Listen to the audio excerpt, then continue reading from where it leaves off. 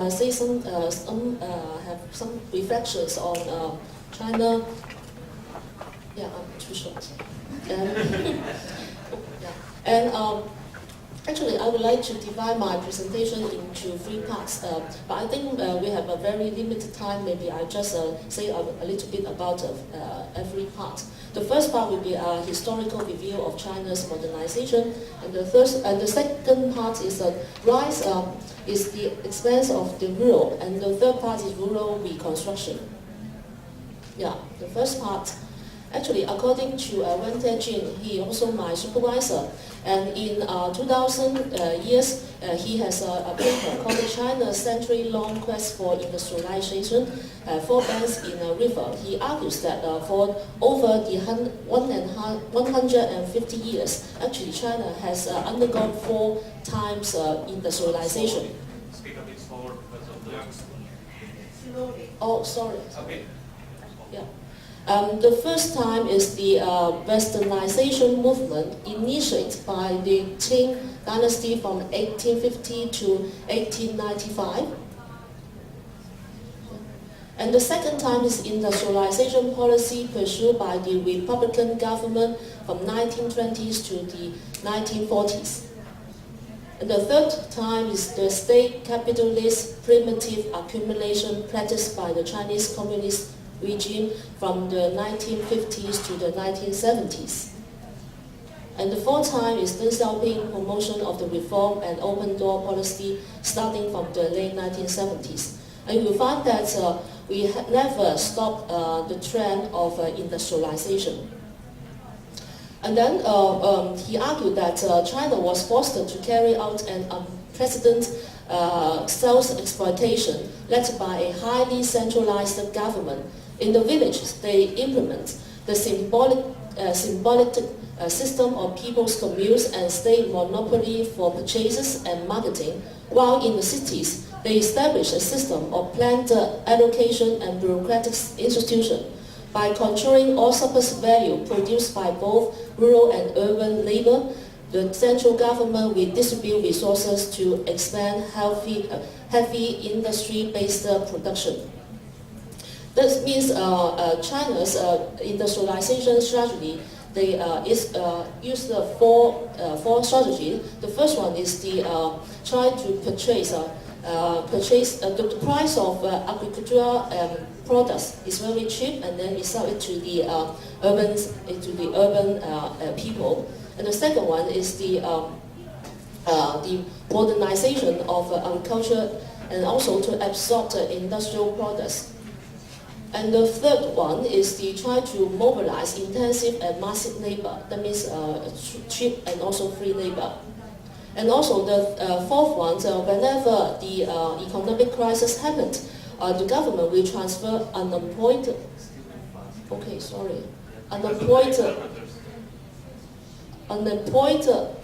labor force to the rural sector.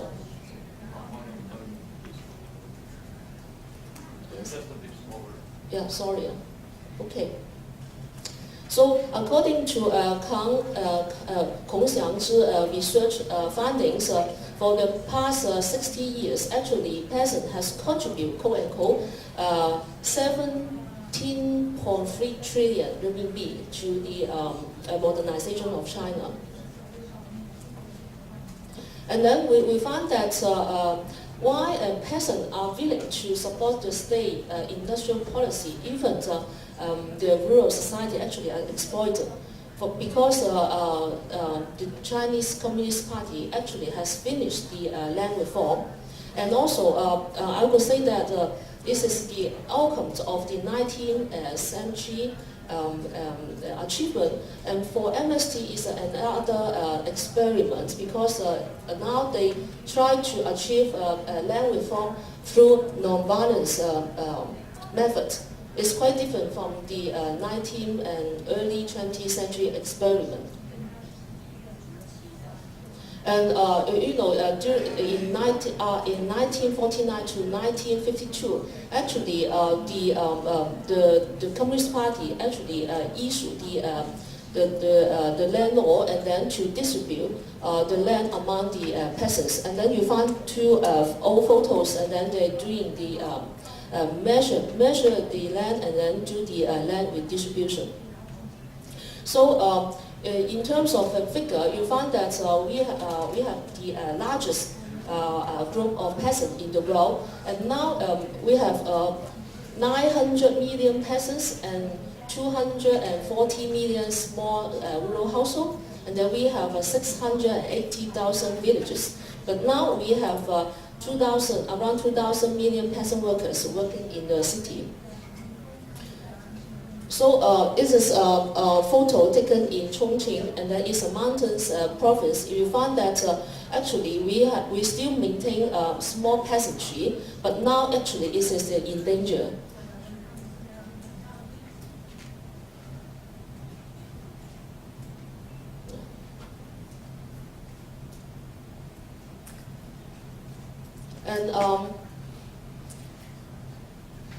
And for the second part, I argue that even now China is the second largest economy in the world, but we suffered a lot. For example, there's the land occupation for the past 10 years, and also since 2000, only 20 to 30% of capital gain in land added value has been distributed to village level, and merely 5 to 10% eventually shared by peasant as compensation. Because that means in the land expropriation, because of the urban reconstruction and urbanization, and then farmer actually gain a very small amount of profits from this process.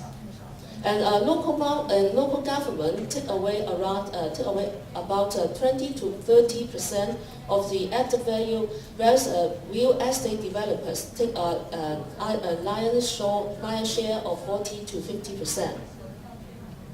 So, according to the past statistics, now Chinese peasants who have totally or partially lost their land accumulate to 40 to 50 million. And the number is going to increase by 2 to 3 million per year. And also 60% of peasant petition because of land dispute, and a third of these cases is about land confiscation. But on the other hand, the government try their efforts to keep roughly 122 million hectares to have the food security. Yes, too far. Yeah. And we found the rural population actually is decreasing. You find that in 1979, because of the reform and open door policy, rural population is 82.08.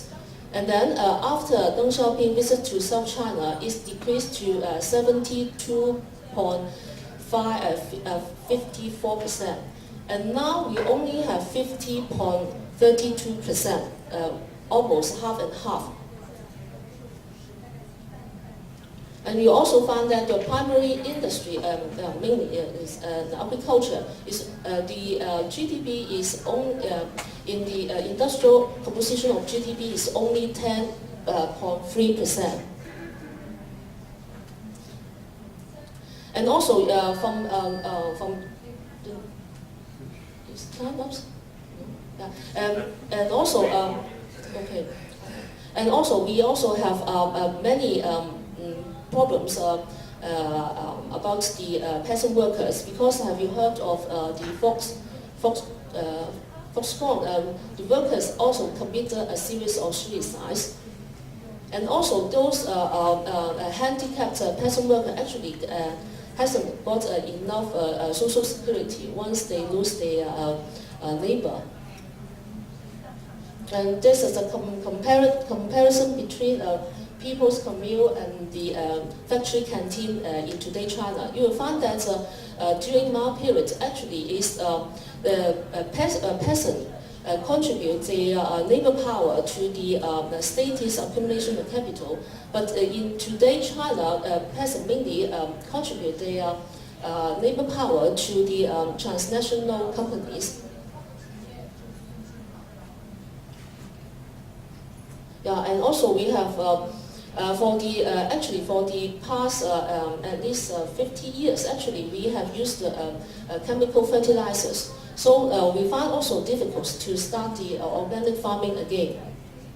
And also we have food security because we also import the grain as a grain imports. Although we still have and maintain certain kinds of self-sufficient, but we at the same time we also has grain imports.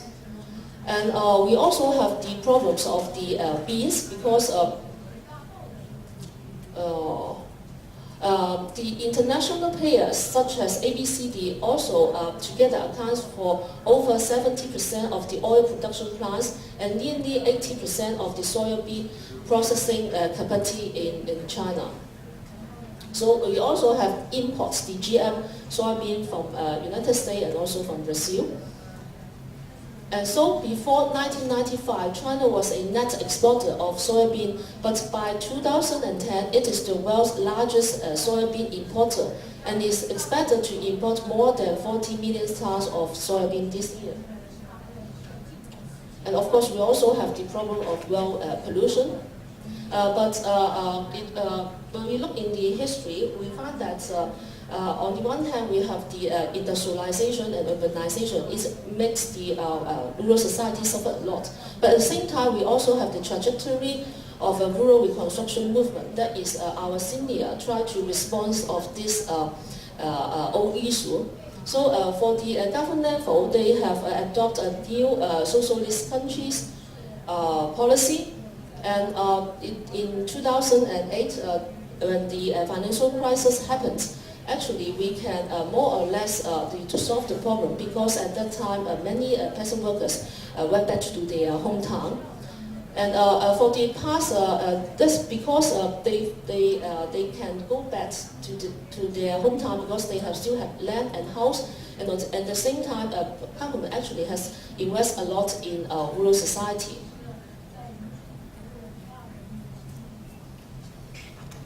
And for the intellectuals level, actually we have seniors such as Liang Qichao. After his visits in Europe during the World War I, and then he concludes that actually China is based on rural governance but not urban governance, because he argued that this is China nature. And he also argues that small peasantry is a Chinese tradition, and we also practice the custom of equally dividing family property. And this practice, this kind of practice has existed more than 2,000 years. And during the 1920s to 30s, we have the so-called rural reconstruction movement. And that's why personally I'm also involved in this movement. Another leader is Liang Shuming, is also famous leader of rural reconstruction movement. He also argues that the base of Chinese society is the village, and the center is also the village. So at that time, he argues that Chinese history over the past 100 years is a history of village destruction. That's why we have rural regeneration, and then we echoes to his effort. In 2004, we used the James Yan's secondary school, and then we set up the James Yan Rural Reconstruction Institute. And then in 2006, we have a Green One Eco Center, and now we have Little Donkey Farm and also Liang Shumi Rural Reconstruction Center.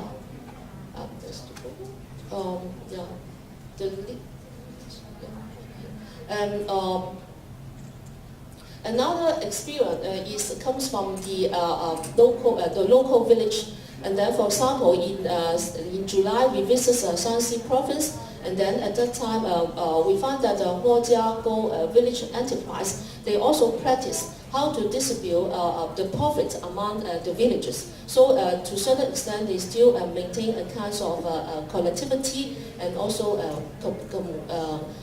communism. Yeah. And unfortunately, we invite Zheng from Shanxi province. He is the leader of Yongji Peasants Associations, but unfortunately he couldn't come because she was sick. And actually, we also visit her village twice, and then we find that she is a very energetic leader of the peasant movement, and now the association has 3,865 members, and it covers 35 villages. And then they have tried to set up the handcraft cooperatives, steampunk workshop, and an ecological agricultural zone. And we found that ribbons there also trying to regenerate all practice of weaving, and this is their products. And then so we found that at the grassroots level or the government level, we also try to improve these rural problems. And might argue that China takeoff is based on the exploitation of rural China, but rural reconstruction has an alternative to destructive modernization. Thank you.